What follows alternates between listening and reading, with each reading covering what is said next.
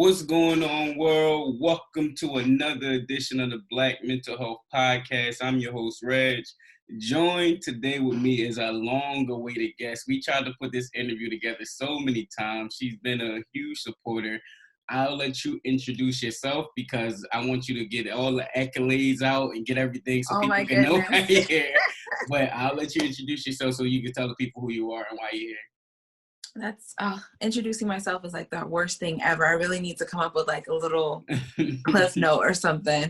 My name is Najah Elessie, and I am a nurse by trade, but I am definitely a mental health advocate. Have been for several years now, work with a lot of researchers, doctors, educators, psychiatrists, on just learning how to battle mental health without medication. Specifically depression and anxiety. Have been focusing on mental health in the Black community for a while. So yeah, that's who I am. Listen, I understand because it's the same thing with me. When people tell me to introduce myself, it feels like unnatural, like you almost like bragging, like it just feels weird. So I definitely understand. Yeah.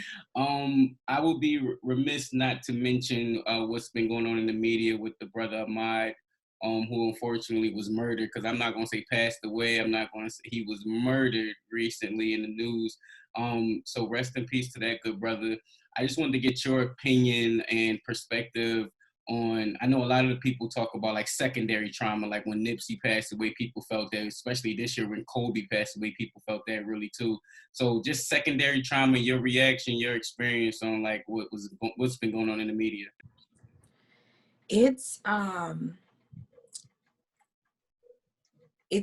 I was just watching a video of my pastor, and he was talking about how we live in two different Americas. There are two separate Americas in America.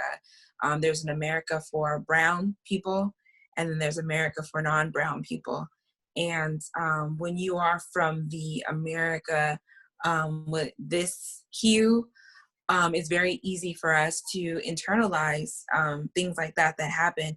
You know, I have 5 brothers and a Black father. So they could easily be walking down the street or driving. They don't have the luxury of having a mental freedom of being able to just do certain things in America like the people that live in the other America can. So when I watch something like that, for me personally, I try not to internalize it. I try to have empathy for the family, to, be like real and truthful about what's happening in this country. But I think when we ruminate on it for too long, when we digest it for too long, that it definitely will make us sick. It's something that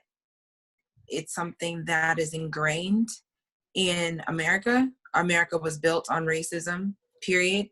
So I don't see it as something that's going to go away, to be honest. I see it as something that is ingrained in this country and something that we're going to have to learn how to navigate in a healthy way. And when I say navigate, I mean like when someone passes away, when someone is murdered, in this circumstance, like how to be able to grieve properly without internalizing it. It's so horrific. It's like as soon as, the COVID-19 thing starts to settle down, we're right back to killing Black people. They didn't even let it let up yet. Mm-hmm.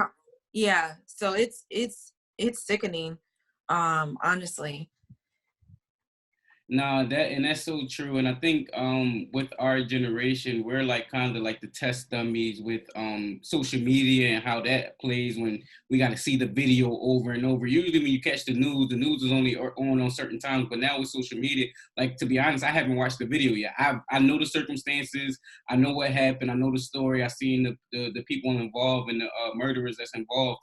But I haven't watched it because it just disheartening, like you said, to just watch that over and then you got to see it over and over. So, you kind of become, and it's sad, but numb to it in a sense where it's like It's another thing. We know how this goes. It's just time passes, they get off, or whatever the case may be, and we just have to deal with it, like you said, and find a way to navigate through it and act like not that it doesn't exist, but that it's a part of our existence. It is. And it's, mentally, it's funny because I was watching Dave Chappelle comedy. I know a lot of people are like, oh, his stuff is so controversial. I loved his last thing. I think it was great. I loved And it he was too. talking about how, there are a lot of, sometimes white kids that go to school and shoot up schools, and they're, upset because of whatever reason. And then you have like a Black child who grew up in the projects, dodging bullets, maybe molested by an uncle, maybe had a single parent household, maybe got their behind whooped, was in a gang, and they never think to shoot up a school. They don't, so a lot of people think like Black people are resilient and we don't have mental health breakdowns. We don't have mental health issues because we deal with it on a regular basis. We normalize it. So a lot of people don't understand that our mental health, like our depression, anxiety is literally like ingrained in us. We have a natural fear of certain things that nobody else will ever have. So we've had to learn over centuries to just be able to live with that.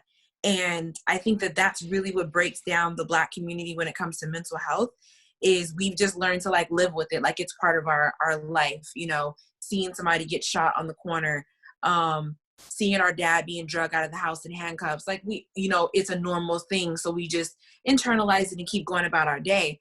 But it definitely manifests in other areas of our life, whether it be school, whether it be relationships, whether it be careers. And I think that it's something that the Black community as a whole should start to address and start to be more open about. Very difficult growing up in Black households to like express how you feel. There's not a lot of Black mamas and dads that are sitting down, especially from the generation before us, that are asking us how we feel. Do you want to see a therapist? Do you want to see a school counselor? It doesn't really get said. So I think when we see something like Ahmaud being shot and him, he was going to turn 26 today, you have a lot of 25 and 26-year-old young Black men that internalize that. Oh, another one got shot. And that's it. But I don't know if anyone's sitting down and talking to these young men about how do they feel about going outside and jogging? How do they feel about wearing their hoodie at night? Are they scared? Who do they need to talk to about it? So I think it's something that definitely should be addressed more often. No, it's true. And it's one of the reasons why I started this podcast, because for one, it's what you said. I was brought up to awareness, and I didn't even know that, like everything you just listed, as like we internalized it as a normal. And now it's like, wait, that's not normal. This is everyday thing. And it's like some of these people don't get exposed. Honestly, and this may sound a bit controversial, is when white people are surprised or people that's not from the Black community are surprised, it's because they've never been around it. And so they know it exists, and it's like another, like you said, it's two Americas. So it's a different world for them. Literally, it's a different world. So when you bring up certain topics, certain conversations, they're like, nah, y'all just over exaggerating. And it's like, no, this is like our reality.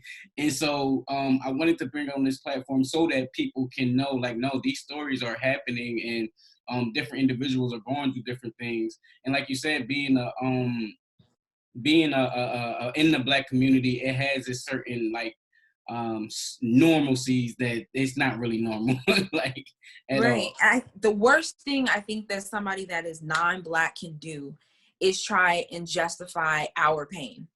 I think that it's inhumane, it's disgusting to when a Black person explains how they feel about one of our people being killed, or the fear that we have. Oh, you shouldn't have did this. You shouldn't have ran off. You should have obeyed orders. Oh, it's not that big of a deal. White people get shot too. When they try and minimize our pain, I think it's one of the worst things that you can do as someone that's not Black, because you'll never know what it's like unless you are actually in the skin ever. So there's no way that you can justify that or sweep that away or minimize it to make it seem like, oh, it's in your head or we all get treated the same way. It's absolutely just not true. If you can sit here and say if Ahmaud was a 25-year-old white boy running through Georgia and two black men shot him down, they would be dead by now, the two black men. They wouldn't be charged. They would have been killed already. And if you think that is something that we don't know, then you're really part of the problem. You know what I mean? The fact that we can't go to church or can't sit in our car, there's so many things that we can't do in this skin. And a lot of people, I had a friend actually compare it to being overweight. I had a white friend compare it to me. Well, when I was overweight, I got treated differently. And I was like, you can't change your color. What? Like, what? Are you kidding me right now? Right. Yeah, it's impossible.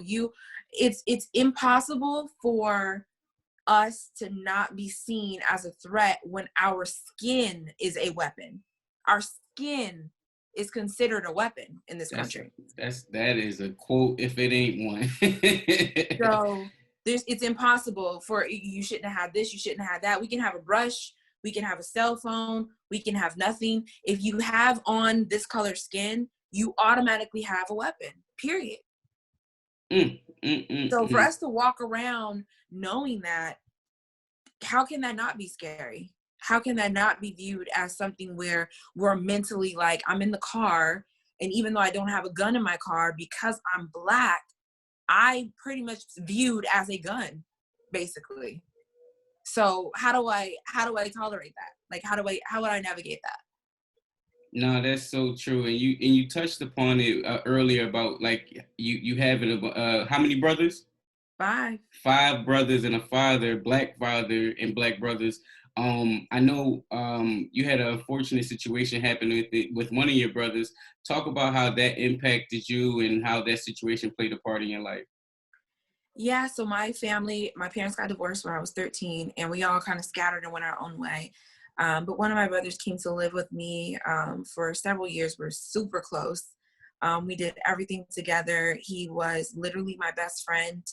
I loved him so much. He started dealing with depression and anxiety, and I didn't have many resources about depression and anxiety at the time. I knew the basis of depression, like being sad and things like that, but I was one of those people that was like, well, you can snap out of it. If we just kind of go to the beach or we'll do some things, you'll probably just be able to snap out of it.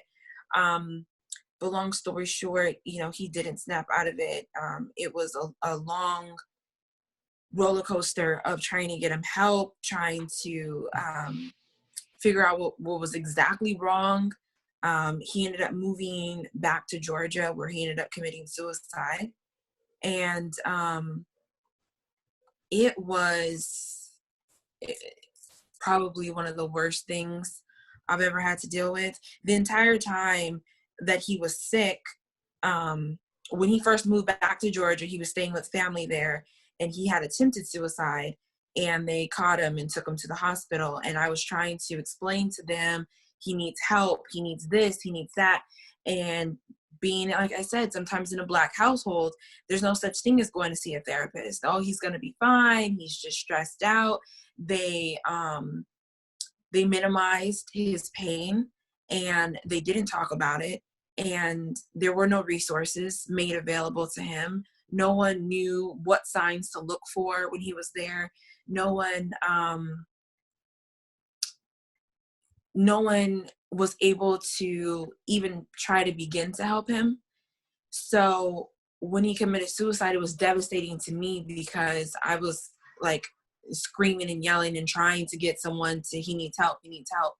And coming from an environment where talking about I'm depressed and I don't want to live anymore is like, why you should just be happy you have a roof over your head type of a household. It wasn't easy to get him help. And so it wrecked me. I started to go through really, really bad bouts of depression myself. And I got to the point, I remember I was selling a condo, and I was upstairs packing, and I just had the worst anxiety attack. I didn't know it was anxiety at the time. And I just started panicking and crying. And I just remember sliding down the wall thinking, oh my goodness, like I'm having the same breakdown that my brother had. I'm going to end up like him. And I got so scared. I ended up calling a bunch of numbers. The first number I called, I think, was the suicide hotline. And the person that answered was untrained. What I want people to know really quick, I want to stop there, is we give out the suicide prevention hotline number a lot. And I don't think when we give the number out, we've actually called it ourselves.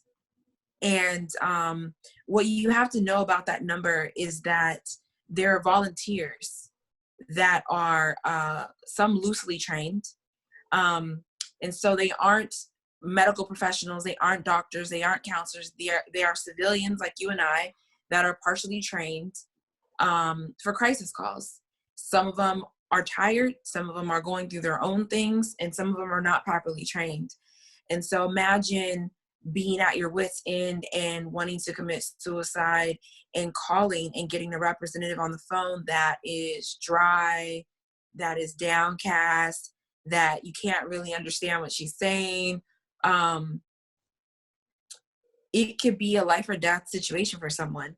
So I kind of wanted to just let people know that that number can be helpful, but sometimes it can't be. There has to be more than that number, is what I'm saying. So I called a couple of different places trying to get help, and I finally ended up accidentally checking myself into a mental hospital where they kept me for 4 days, and it was a horrific experience. I don't know if I'm going too far, if I'm rambling. Keep going. No, I wanted you to get, I was actually wanted you to go deeper when you said accidentally. Like, I ain't want to stop you though.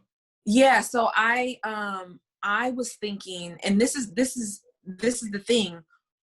When I posed the question on Instagram a long time ago, if your loved one was dealing with suicidal thoughts or like just really depressed, really having anxiety, what would be the steps that you would take to help them? And a lot of people didn't know, and I didn't even know the steps to help myself. So I didn't know, and even as a nurse, I know what a psych hospital is. My mom worked in the psych hospital, the VA psych hospital, for years. I thought that they had centers with doctors and nurses that were like hospitals that would come in and talk to you and kind of figure out what was going on. So I was calling around different hospitals to try and figure out if I can get checked into a hospital, like a regular ER, and then have a like therapist come and just talk to me and figure out what's going on, get evaluated. And so I ended up calling College Park Hospital, and they said, oh yeah, we have a bed for you, just come on down. And so I'm thinking like, okay, cool, you know, a nurse is going to check me out, they're going to tell me why I'm feeling this way. And I get there and I'm in the emergency room bed, and they're asking me questions about how I feel, and they're checking things off of the paper, and they said, okay, we're going to have someone come and transfer you. And so they brought in what looked like two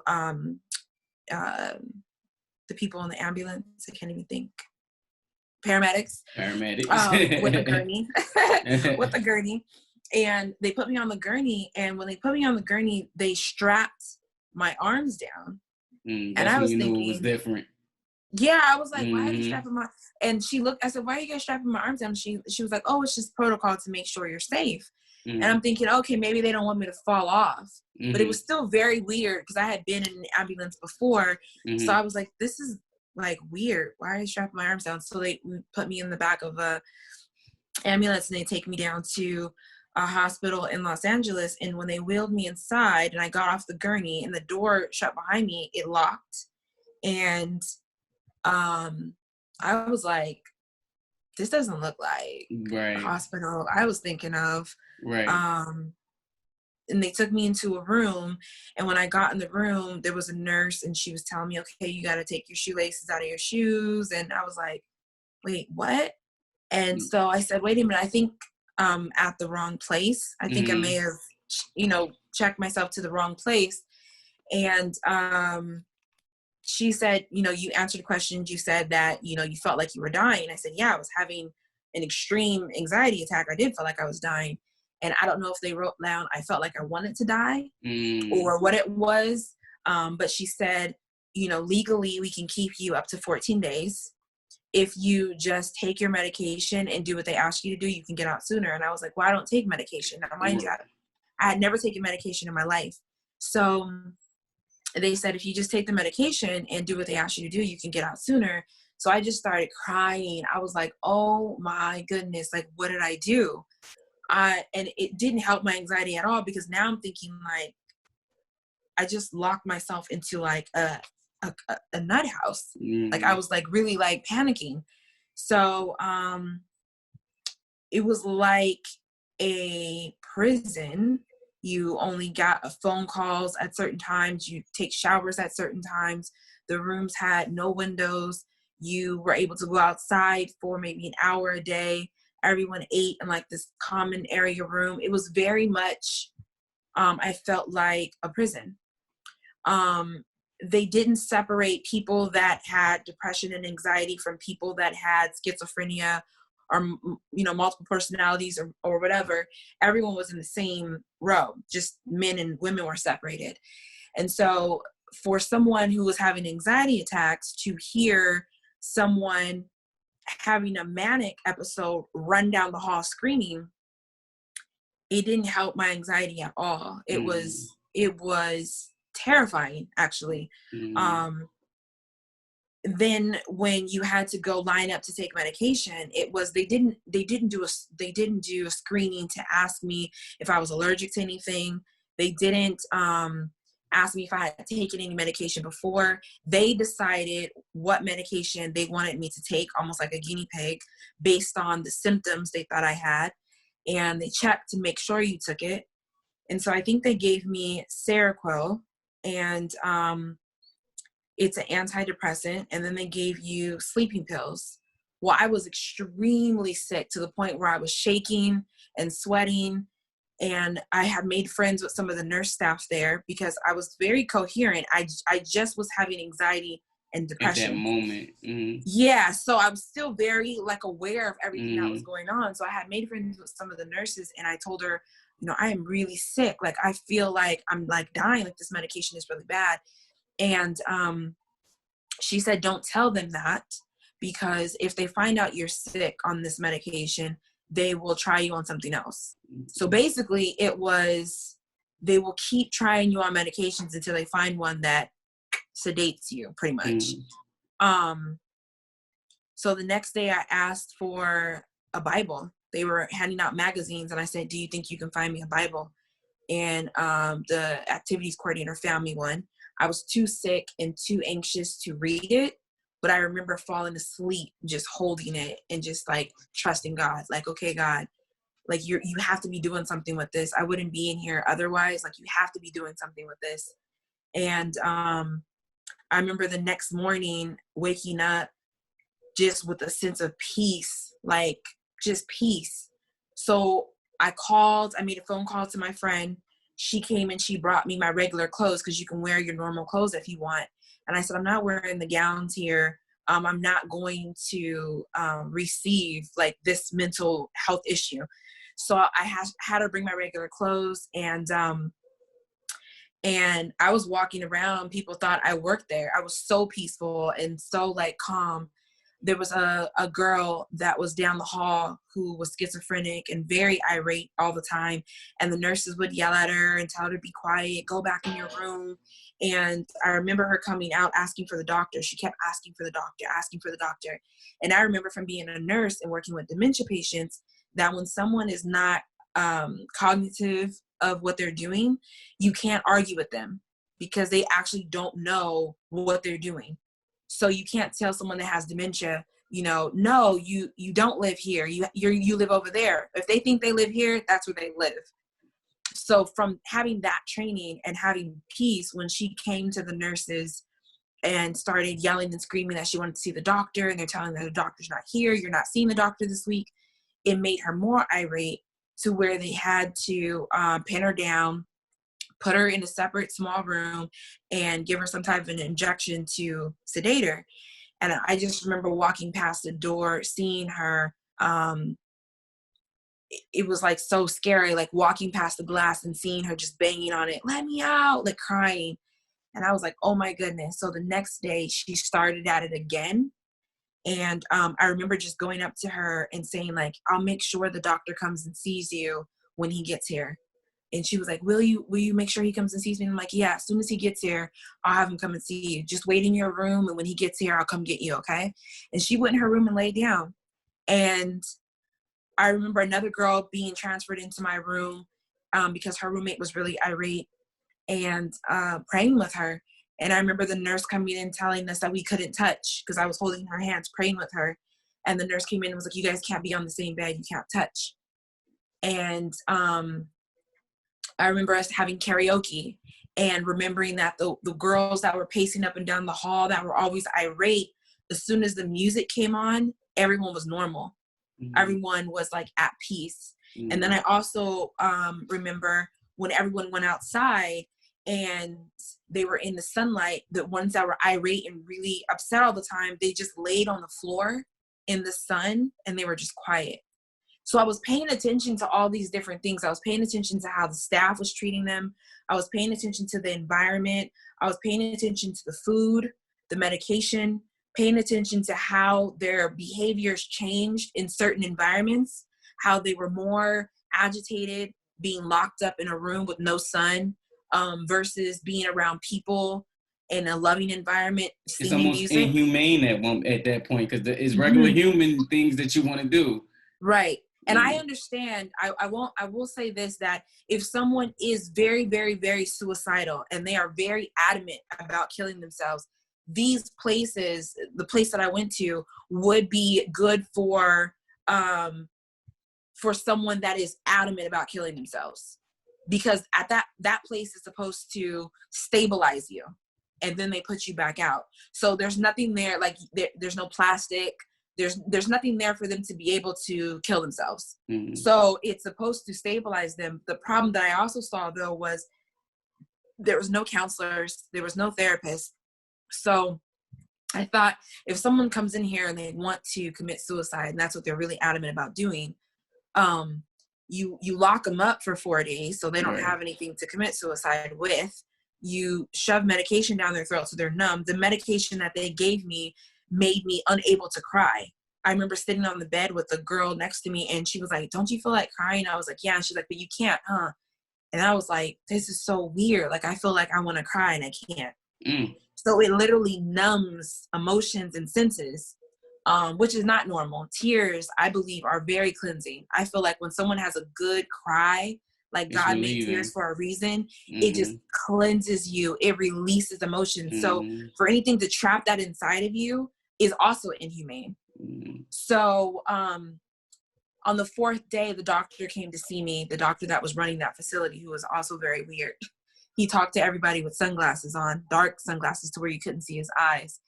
And I told him, I was ready to go home. And he said, yeah, you've been doing really great. The nurses say that they didn't even know why you were here. We're going to go ahead and let you go. So the 4th day, I went home and I was literally transformed. The part that I left out was before all of this anxiety and stuff started happening, I had started a supper club event, which is, there's dinners that I host, and then a speaker comes out and talks to the group that I have there. So it's a private dinner, maybe 20 to 60 people. It fluctuates, but it's very intimate. And then the speaker comes out. And I was really being pressed by God to start speaking myself. And I was like, okay, God, if you want me to speak, you're going to have to give me something to talk about, because I don't have nothing to talk about. I am not a speaker. You're going to have to give me something. And, weeks later is when I started having the anxiety and when all of this came about. So a lot of times God wounds you so that he can heal you. When a physician cuts you open to do surgery, the point of him cutting you open is not just to cut you open. It's to take out whatever disease or whatever's in there so he can heal you. So I feel like God wounded me in order to be able to use me, because once I got out of the psych hospital, not only did I have a firsthand experience, so I had the empathy that I needed for people with mental health issues, but I had the knowledge of what was broken in our mental health system. I knew what resources were needed. I knew that when you got out of the hospital, they don't do follow-ups. They just let you go. There were a lot of people that were in there that were repeatedly in there. They would let them go, and then a couple weeks later, they'd be right back because there's no follow-up. So I ended up finding a really amazing therapist when I got up for my follow-up care, but I was intentional about that. Mm-hmm. And so I also turned into like a boxer, and I knew that my opponent was mental health and depression. I was like, I'm going to study this beast. I'm going to learn if it has a strong right hook. I'm going to learn, you know, if it's faster this way, if it's slower this way. I'm going to learn every single play that it has so that I can beat it. And so I just started studying and studying and studying. Came across a therapeutic lifestyle change, which is the 6 areas of lifestyle I went over with you before, on how to beat depression and anxiety without medication. I was very adamant about not taking any medication. And so just studying. And so now all of my supper club events are mental health geared, in memory of my brother, being able to give resources to the Black community, to communities, period, on how to help not just their loved ones, but themselves when they get into a crisis.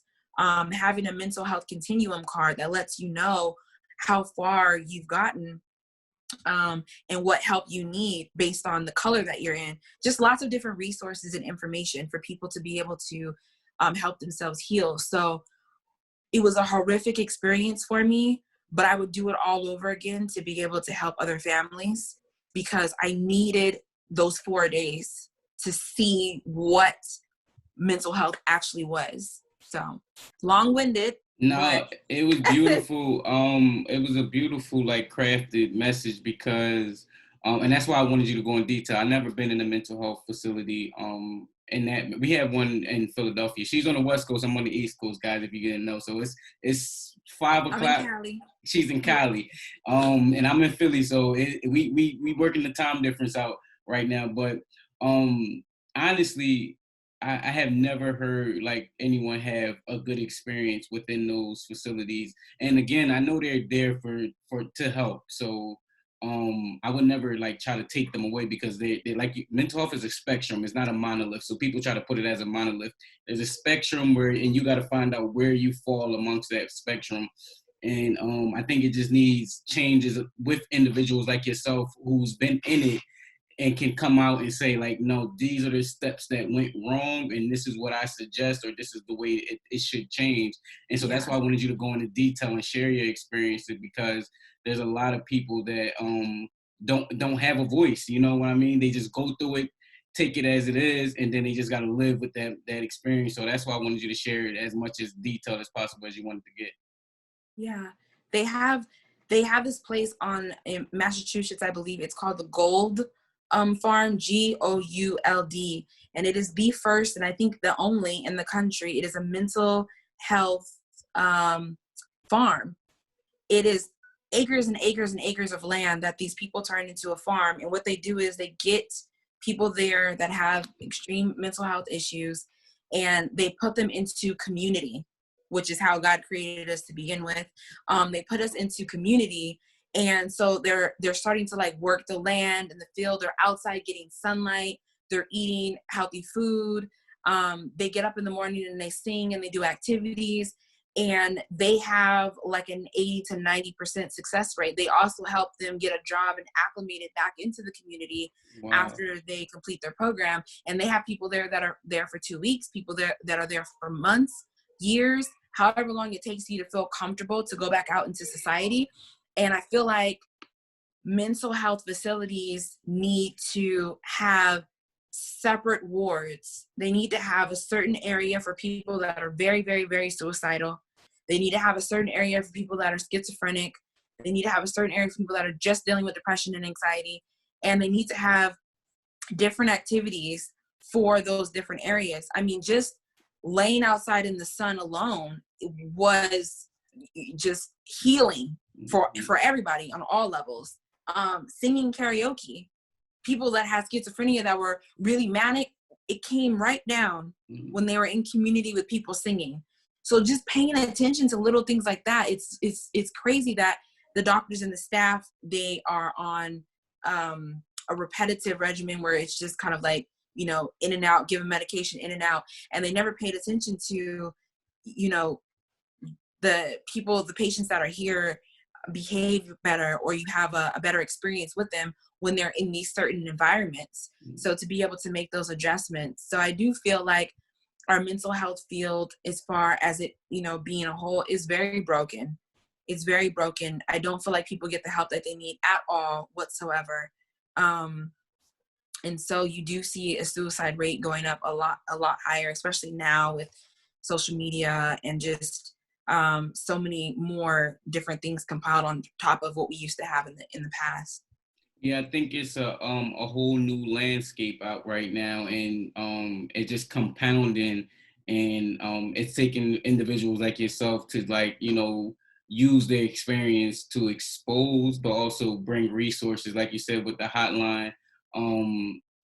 People don't even notice because they probably never even, I haven't even thought about, I never really give it out. Like, I always direct them to NAMI to and let them give them the resources.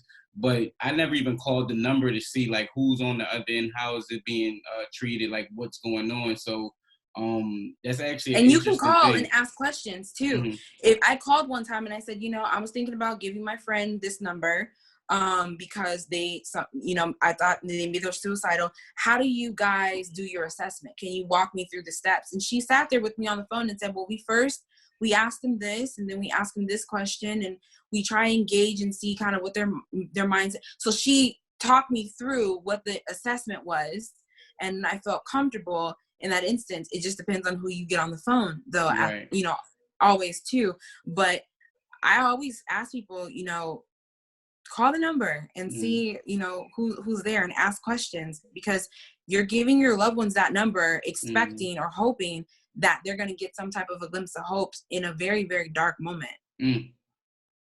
No, it's and it's two more questions I have, because you gave a lot, and she has is it 7 or 6 lifestyle changes? 6. 6. I don't want you to give it away on the podcast. I want them to go and connect with you so you can build with the community. She has 6 lifestyle changes that you guys can do for free. It doesn't require medicine. It just requires a little work on your end to help you with your self-care and self-help. So connect with her. Her link and stuff will be in the description. But one of my questions that I had, and we talked before, like I said, we've been trying to put this interview together for a long time. But one of the analogies you gave me, and it stuck with me to this day, was about it's a tow truck analogy. I want you to give the people that at least, and so they can, it can impact them the way it impacted me. So part of the reason why I had my breakdown with depression and anxiety was because after my brother died, you know, I told people I've always been a tow truck. It's very rare that you see a tow truck being towed on the side of the road. Very rare. I don't think I've ever seen it in my life, actually, because a tow truck's job is to carry the weight of other broken vehicles. And so for me, I had always been a tow truck. I had always saw someone else broken and decide to carry their weight. And I would carry it and drop them off wherever they needed to go. And the next one carry it and drop it off wherever you need to go. But a tow truck is still a car. It still has an engine. It still needs maintenance. And so part of the reason why I did have my breakdown with depression and anxiety was because I had been a tow truck for so long. I had been towing so many cars, so many broken people, trying to fix their problems, trying to carry their weight, internalizing their pain. And finally my check engine light came on, and I was like, nah, get it fixed later. You know how we do sometimes. We don't got money to fix that right now. We don't got time to fix that right now. I'll check it later. And the engine blew. And the other thing about tow trucks is it takes another tow truck to tow a tow truck. So if you don't have tow trucks in your life that are equipped to be able to carry weight and be able to let it go, then you're not going to get the support that you need. And so that's what, for me, I was looking around and I saw all these broken cars. And I'm like, there's nobody to tell me, like, I need help now. And my engine blew and there was nobody to tell me. And so I ended up having to tow myself down to the mental health hospital. So that's what happens when you carry the weight of so many different people. And again, even with the Ahmaud,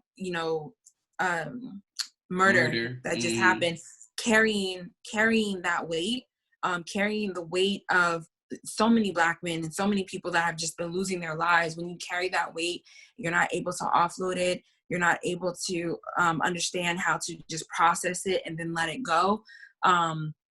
You will find that your check engine light's going to come on. And when that comes on, it's going to be imperative to, where you take yourself, what body shop you go to at the time, what mechanic you go to at the time. For me, God has always been, he's the manufacturer of this truck. So that's who I go to. But for the people that, maybe don't believe in God, there has to be somebody in your life that, you're able to go to when you need to be towed. You have to trademark that. You have to put it in its own little speech. That is like, you have bodied that analogy, man. I love it, man. Just keep hearing it over and over. It still give me that jitters, because everybody knows a tow truck. Or if you don't know a trucker, you are a tow truck. And that feeling of like, man, you need somebody to carry you sometime. Like, man, I love it, man. I can't wait for this to go out so people can receive that. They can take it. You guys can take it and use it. Take it and use it. My last question before I let you go is, how are you dealing with everything, the COVID-19, the coronavirus, however you want to call it? Like, how are you managing during this period in time?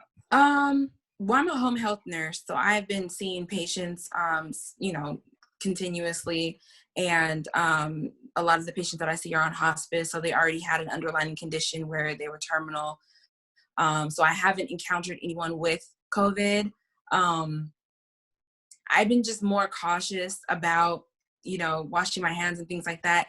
In the beginning, I think, the news does two things. It tells you what to be afraid of and who to blame. That's it. That's the only thing that media does. What to be afraid of and who to blame. If you be afraid of the police officers, blame this person. Be afraid of Black people, blame this person. Be afraid of the COVID-19, blame this person. So they teach you fear and they teach you blame on the media. And so I think when it first came out, everything was about fear. Oh my goodness, we're gonna die. Oh my goodness, everyone has it. And so when you let fear lead anything that you do, you're gonna seek a lot of chaos. When people do things out of fear, chaos ensues shortly after. And so I think it was chaotic in the beginning. I think a lot of people are starting to not be okay with it, but starting to navigate it a little bit better. I haven't felt the punch of it, I guess I can say, only because, a lot of people have lost their jobs. Obviously, I'm an essential worker, so I'm still working. And a lot of people have, been getting sick, and I haven't, by God's grace. So I haven't felt the punch, I would say, like a lot of people in different areas. But, I have a grandma and I have parents that are older and they're hard-headed and they go out and do stuff. My mom's a nurse, so she works at the hospital. So I'm just staying prayed up and staying positive. I'm the type of person where I'm allowed to have my moment during the day where I can cry, scream, yell, let my feelings purge through me so that they're not stuck inside. But then I got to get up and I got to keep going. And I got to redirect my energy and my mindset on something positive. If I'm watching a video of someone being shot down, you can sit in your room and ruminate on that for hours. It's not healthy. If you're looking at the numbers of the people that died from COVID, there's 2 million people, there's this. Sitting and ruminating on that all day is just detrimental to your mental health. So I feel like sitting in gratitude for a little while each day, being thankful for what you do have, for what you don't have, I think that helps a lot. So that's kind of what I've been doing, just taking my moments of aggression and being upset and then combining it with gratitude and just letting it marinate right in the middle, for me anyway.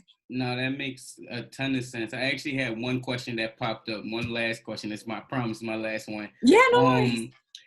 You talked about some of the battles within the mental health facilities. You talked about some of the struggles with calling the hotline and them not being like depending on who you get. Gives people maybe one or two resources that alternative resources that can help, because I wouldn't be doing them justice without giving them alternative, just in case they like, man, I don't want to call, or if I do want to call, how do I know if I get the right person? What are some alternative resources? I definitely think I wish I could send you the link.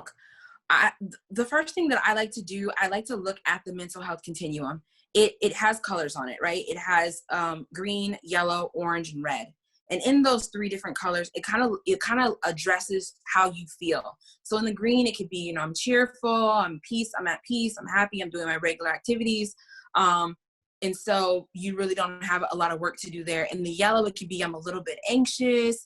I'm kind of ruminating on things. It kind of gives you a gauge. Do you have it with you right now?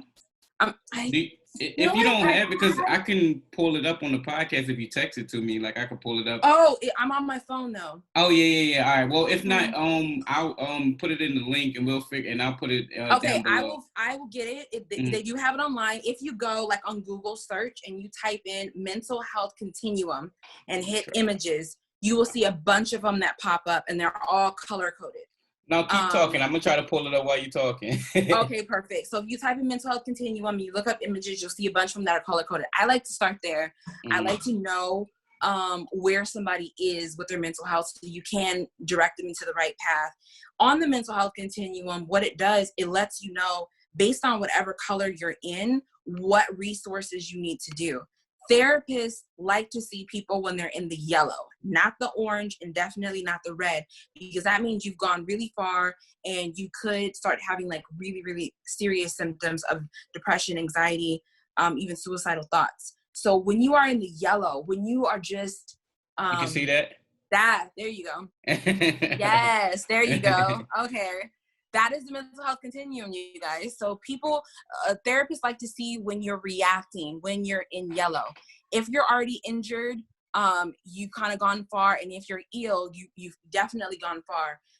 You want to know what color you are in so that you know what steps you need to take. And then if you read at the bottom, it'll let you know what steps to take, what resources are available.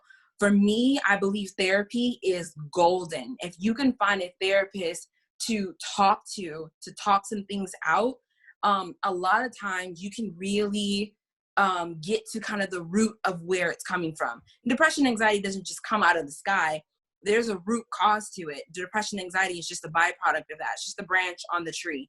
So being able to get to the root cause is having someone look at your symptoms and say, okay, this could be the reason why, and kind of just talking it out. I think therapy is a really good first step, depending on what area you are on the mental health continuum. And then after therapy, you know, they do have psychiatrists. They are more geared towards medication. So if you're against medication, going to a psychiatrist doesn't really help much, because their job is to decide what medication to put you on to stabilize you. So you want to know the difference between a therapist and a psychologist and a psychiatrist. Don't go to a psychiatrist if you are against medication, because that's their job, is to write a prescription pretty much. So you kind of want to gauge where you are and then take the proper steps on there. And you can use that mental health continuum for anybody that's in your life, and then also yourself. Each city, I know my city has a mental health like community. The not the government, but the state has a mental health community. So where you call, they have therapists, they have psychiatrists, they have mental health programs where you can go in and kind of work with other people on certain things depending on what your mental health issue is. Every city should have some type of mental health program that's not just like a hospital. Research it in your free time. Research different mental health programs in your community to see what your particular city has to offer. Don't wait until you're in a crisis, scramble like I did, and try and figure out what to do. Kind of look at it and Google it and kind of see what there is to offer. So if you do get to the point where you're injured or ill, you know exactly where you can go. It's hard for me to give resources like, you know. No, I know. I'm only in California. Right. No, and it makes sense. Yeah, but the mental health continuum is like one of the things that I give out at every supper club dinner. It's on the table. It's on the plate of every person that's there, because I think it's one thing. The first step is being able to realize where you are. A lot of people don't even want to say, I'm depressed, or I'm having anxiety. But if you look at the card and you can tell somebody, you know, okay, I'm yellow, I'm in the yellow today.